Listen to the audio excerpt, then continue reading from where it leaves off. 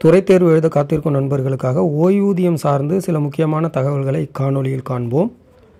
ஓய்வூதியம் பெற தகுதி பெறுவதற்கு குறைந்தபட்ச தகுதி பணிக்காலம் என்பது 10 ஆண்டுகள் நிறைவுற்ற பணிக்காலமாகும். முழு ஓய்வூதியம் பெற வேண்டும் என்றால் குறைந்தபட்ச தகுதி பணிக்காலம் எவ்வளோன்னு பார்த்திங்கன்னா 30 ஆண்டுகள், 30 நிறைவுற்ற பணியாண்டுகள். அப்படி இருந்தால் தான் முழு ஓய்வூதியம் கிடைக்கும். பொதுவாக அரசு பணியாளர்கள் ஓய்வு பெறும்போது என்ன ஊதியம் பெற்று வந்தார்களோ அதில் 50% ஓய்வூதியமாக கணக்கிடப்படுது. குறைந்தபட்ச பென்ஷன் அமௌண்ட் தற்போது எவ்வளோன்னு பார்த்தீங்கன்னா 1/10/2017 முதல் குறைந்தபட்ச ஓய்வூதிய தொகை 7850. ஓய்வூதியதாரர்கள் 81 வயது, 86 வயது, 91 வயது, 96 வயது, 101 வயது என அந்த 80, 85, 90, 95, 100 வயது நிறைவுற்று அடுத்த ஆண்டு ஆரம்பிக்கும் போது ஒவ்வொரு முறையும் கூடுதல் ஓய்வூதியமோ அல்லது கூடுதல் குடும்ப ஓய்வூதியம் பெறுவதற்கு தகுதியுடையவர்களாக கருதப்படுகிறார்கள். பென்ஷன் வாங்கணும் அப்படின்னா மினிமம் 10 இயர்ஸ் கம்ப்ளீட் பண்ணியிருக்கணும். அப்படி இல்லாமல் 10 நிறைவுற்ற ஆண்டுகளுக்கு குறைவாக தகுதி பணி புரிந்தவர்களுக்கு அவர்கள் ஆற்றிய பணிக்கான பணிக்கொடை கொடுக்குறாங்க, சர்வீஸ் கிராஜுவிட்டி. இது அவர்கள் ஆற்றிய பணிக்காக அனுமதிக்கத்தக்க ஓய்வுக்கால பணிக்கொடையோடு கூடுதலாக வழங்கப்படுற ஒரு lump sum amount. Next, death gratuity, இறப்பு பணிக்கொடை. அரசு பணியாளர் ஒருவர் பணியில் இருக்கும்போது இறந்து போயிட்டாங்க அப்படின்னா 1/10/2017 முதல் அடுத்து வரும் அட்டவணையின் அடிப்படையில் டெத் கிராஜுவிட்டி வழங்கப்படுது. ஓராண்டுக்கு குறைவாகவே பணிபுரிந்து கொண்டு இருக்கும்போது அரசு ஊழியர் இருந்தால் மாத ஊதியத்தில் 2 மடங்கு பணிக்கொடையாக வழங்குறாங்க. ஓராண்டு அல்லது அதற்கும் அதிகமாக ஆனால் 5 ஆண்டுகளுக்கு குறைவாக பணிபுரிந்து கொண்டு இருக்கும் பொழுது அரசு ஊழியர் இருந்தால் மாத ஊதியத்தில் 6 மடங்கு டெத் கிராஜுவிட்டி கொடுக்குறாங்க. 5 ஆண்டுகள் அல்லது அதற்கும் அதிகமாக பணிபுரிந்து ஆனால் 11 ஆண்டுகளுக்கு குறைவாக பணிபுரிந்து கொண்டு இருக்கும்போது அரசு ஊழியர் இறக்கும் பட்சத்தில் மாத ஊதியத்தில் 12 மடங்கு பணிக்கொடையாக கொடுக்குறாங்க. அடுத்து 11 ஆண்டுகள் அல்லது அதற்கும் அதிகமாக பணிபுரிந்து ஆனால் 20 ஆண்டுகளுக்கும் குறைவாக பணிபுரிந்து கொண்டு இருக்கும் பட்சத்தில் இறக்கும் பட்சத்தில் டெத் கிராஜுவிட்டியாக மாத ஊதியத்தில் 15 மடங்கு பணிக்கொடையாக கொடுக்குறாங்க. 20 ஆண்டுகளோ அல்லது அதற்கும் மேல் பணிபுரிந்து கொண்டு இருக்கும் பொழுது ஒருவர் இறக்கும் பட்சத்தில் அதிகபட்சமாக மாத ஊதியத்தில் 33 மடங்கு என்பதற்கு உட்பட்டு முடிவுற்ற ஒவ்வொரு 6 மாத தகுதி பணிக்கும் அரை மாத சம்பளம் என இறப்பு பணிக்கொடை அதிகபட்சம் 25 லட்சம் வரைக்கும் பணிக்கொடையாக அனுமதிக்கிறாங்க. அடுத்து ரிட்டையர்மெண்ட் கிராஜுவிட்டி, ஓய்வு கால பணிக்கொடை. அதாவது ஒரு அரசு பணியாளர் 5 நிறைவுற்ற ஆண்டுகளும் அல்லது அதற்கு மேலும் தகுதி பணியை முடித்திருக்கும் பட்சத்தில் அவர் ஓய்வு பெறும்போது ஓய்வு கால பணிக்கொடை வழங்குறாங்க. 1/4/98 அன்று அல்லது அதற்கு பிறகு ஓய்வு பெறும் பணியாளர்களுக்கு அவர்கள் கடைசியாக பெற்ற அடிப்படை சம்பளம் மற்றும் அகவிலைப்படி அடிப்படையில் பணிக்கொடை கணக்கிடப்படுது. 1/1/2024 முதல் இறப்பு பணிக்கொடை, அதாவது இந்த ஓய்வு கால பணிக்கொடையினுடைய உச்சபட்ச வரம்பு தொகை எவ்வளவு பார்த்திங்கன்னா 25 லட்சம். 25 லட்சம் டெத் கிராஜுவிட்டியாக இருந்தாலும் சரி, ரிட்டையர்மெண்ட் கிராஜுவிட்டியாக இருந்தாலும் சரி, மேக்ஸிமம் அமௌண்ட் என்ன அப்படின்னா 25 லேக்ஸ். அடுத்து குடும்ப ஓய்வூதியம். இது தொடர்பாக நம்ம ஏற்கனவே காணொலிகளில் நிறையா ஃபார்முலாவோட நம்ம சம் போட்டிருக்கோம். இது பொதுவான தகவல்கள் தான். இறந்த அரசு பணியாளரின் குடும்பத்திற்கு குடும்ப ஓய்வூதியம் வழங்கப்படும். அரசாணை நிலையம் 313 நிதித்துறை நாள் 25/10/2017 திருத்திய குடும்ப ஓய்வூதியம் நிர்ணயம் செய்திட ஓய்வூதியதாரர் ஓய்வு பெறும் பொழுது பெற்ற ஊதிய ஏற்ற முறையில் குறைந்தபட்ச ஊதியத்தில் 30% குறையாமல் நிர்ணயம் செய்யப்படணும் அப்படிங்கிறது தான் விதி. 1/10/2017 முதல் வழங்கப்படக்கூடிய மினிமம் ஃபேமிலி பென்ஷன் அமௌண்ட் எவ்வளோ பார்த்திங்கன்னா மினிமம் அமௌண்ட்டு 7850 ரூபாய். ஓய்வூதிய தொகையில் ஒரு குறிப்பிட்ட பகுதியை மொத்தமாக கொடுக்கறது. ஓய்வூதியம் பெறுவோர் தமது ஓய்வூதிய தொகையில் 33.33 விழுக்காடு வரையிலான ஓய்வூதிய தொகையை ஒட்டுமொத்தமாக பெற்றுக்கலாம். இந்த சலுகை விருப்பத்தின் அடிப்படையில் பணியிலிருந்து ஓய்வு பெறுபவர்களுக்கும் நீட்டிச்சிருக்கிறாங்க. இருந்த போதிலும் டிஏ பார்த்திங்கன்னா ஓய்வூதிய ஒப்படைப்புக்கு முன்னாடி எப்படி இருந்துச்சோ அந்த தகுதியான முழு ஓய்வூதிய தொகைக்கு வழங்கப்படும். ஒரு அரசு பணியாளருக்கு எவ்வாறு டிஏ வழங்கப்படுகிறதோ அதை போலவே ஓய்வூதியம் பெறுவோருக்கும், குடும்ப ஓய்வூதியம் பெறுவோருக்கும் மற்றும் தற்காலிக ஓய்வூதியம் பெறுபவர்களுக்கும் அகவிலைப்படியானது வழங்கப்படுகிறது. மெடிக்கல் அலவன்ஸ் மருத்துவப்படி 1/10/2017 முதல் ஓய்வூதியம் பெறுவோர், குடும்ப ஓய்வூதியம் பெறுபவர்கள் மற்றும் தற்காலிக ஓய்வூதியம் பெறுபவர்களுக்கும் எப்படி நார்மல் கவர்மெண்ட் சர்வெண்ட்டுக்கு மெடிக்கல் அலவன்ஸ் 300 ரூபா அலவன்ஸ் வழங்குறாங்களோ அதே போலவே pensioner, family pensioner and temporary pensioner ஹோல்டருக்கும் மெடிக்கல் அலவன்ஸ் 300 ரூபாய் வழங்குறாங்க. முன்பு ஓய்வூதியம் தொடர்பாகவே தனி இயக்குநரகம் இருந்துச்சு. தற்போது அவ்வாறு கிடையாது. கருவூலம் மற்றும் கணக்குத்துறை இயக்குநரகம், இந்த இயக்குநரகத்தின் ஒரு பிரிவாக தான் ஓய்வூதிய பிரிவு தற்போது இயங்கி வருகிறது.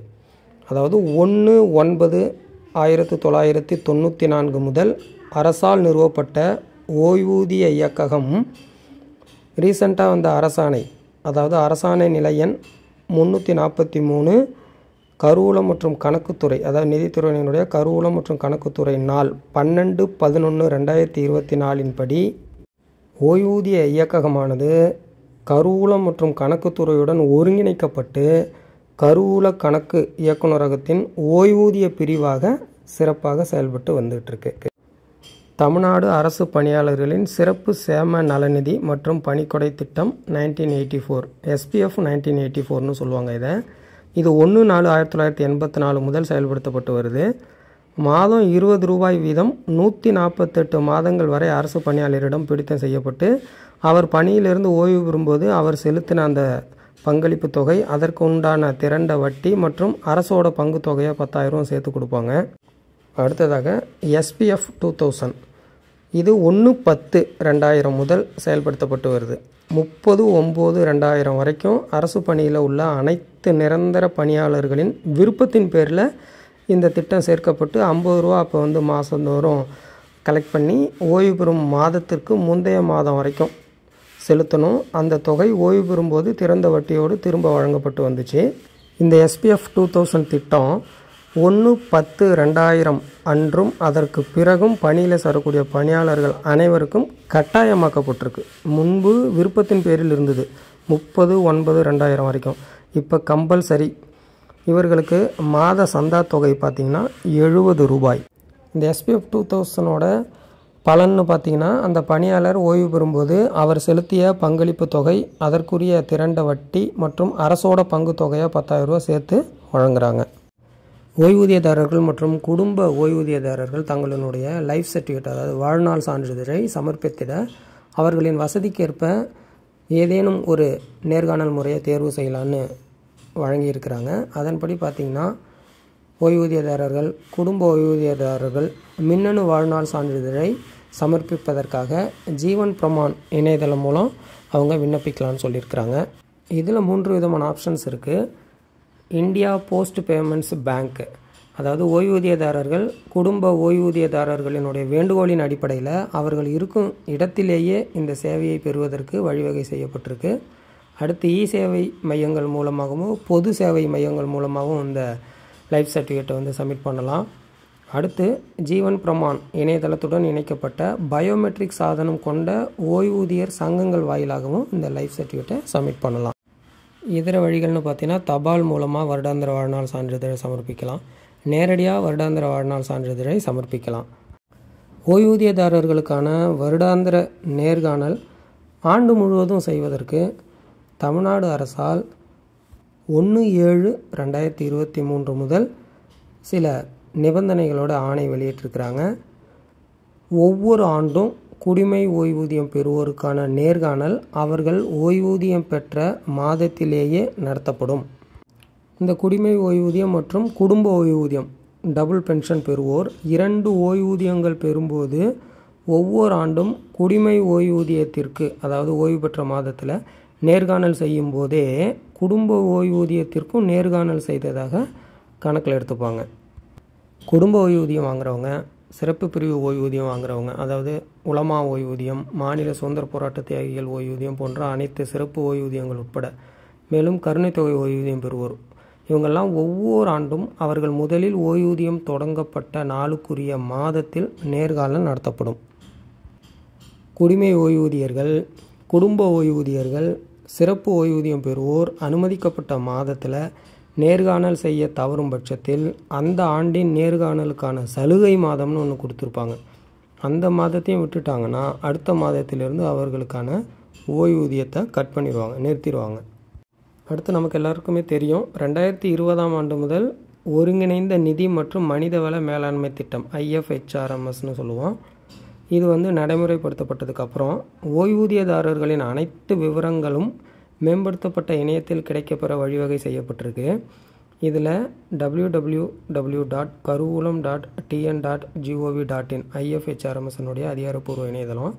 இதில் பார்த்துக்கலாம். அல்லது களஞ்சியம் ஆப் கைபேசி செயலி மூலமாகவும் ஓய்வூதிய விவரங்களை அவங்க டவுன்லோட் செஞ்சுக்கலாம். அதற்கான ஏற்பாடுகள் செய்யப்பட்டிருக்கு. அடுத்து சிபிஎஸ் அமௌண்ட்டு பிடிக்கிறாங்க இல்லையா, அதற்கான வட்டி வீதம் எவ்வாறு கால்குலேட் பண்ணப்படுது அப்படின்னு பார்த்திங்கன்னா, ஜிபிஎஃப்க்கு என்ன வட்டி வீதமோ அதே வட்டி வீதம் தான் சிபிஎஸ் அமௌண்ட்டுக்கும். அந்த ஜிபிஎஃப் அமௌண்ட்டுக்கு ஒவ்வொரு காலாண்டுக்கும் என்ன வட்டி வீதம் நிர்ணயிக்கப்படுதோ அதே வட்டி வீதம் தான் சிபிஎஸ் பங்களிப்பு ஓய்வூதிய திட்ட தொகைக்கும் அனுமதிக்கப்படுது. சிபிஎஸ் பங்களிப்பு ஓய்வூதிய திட்டத்தை பொறுத்த வரைக்கும் தமிழ்நாட்டில் 2002-03 பட்ஜெட்டில் அறிவிக்கப்பட்டதன் அடிப்படையில் 1/4/2003 முதல் மாநில அரசு பணியில் சேர்ந்த பணியாளர்களுக்கு பங்களிப்பு ஓய்வூதிய திட்டம் அறிமுகப்படுத்தப்பட்டது. இந்த பங்களிப்பு ஓய்வூதிய திட்டத்தின் கீழ் கொண்டு வரப்பட்ட பணியாளர்களுக்கு ஏற்கனவே இருந்த தமிழ்நாடு ஓய்வூதிய விதிகள் 1978 முழுவதும் பொருந்தாது மற்றும் உரிய திருத்தங்கள் இதற்குன்னு சிபிஎஸ்க்குன்னு ஸ்பெஷலாக வெளியிட்டிருக்கிறாங்க. இந்த பங்களிப்பு ஓய்வூதிய திட்டத்தில் இருக்கிறவங்களுக்கு உங்களுக்கு தெரியும் 10% பேசிக் பே அண்ட் டிஏ அடிப்படை ஊதியம் மற்றும் அகவிலைப்படியில் 10% பங்களிப்பு ஓய்வூதிய திட்ட பணியாளர்களிடமிருந்து பிடிக்கப்படுது. அதற்கு சமமான அமௌண்ட்டு பங்கு தொகையாக அரசாங்கம் செலுத்திக்கிட்டு வராங்க. ஏற்கனவே பல காணொளிகளில் இது சார்ந்த தகவல்கள் இடம்பெற்றிருந்தாலும் இந்த காணொளி நடப்பு, அதாவது 2024-25 பட்ஜெட் கூட்டத்தொடரில் கல்வி மானிய கோரிக்கை அறிக்கையில் வந்த தகவலின் அடிப்படையில் அமைந்த காணொளியாகும்.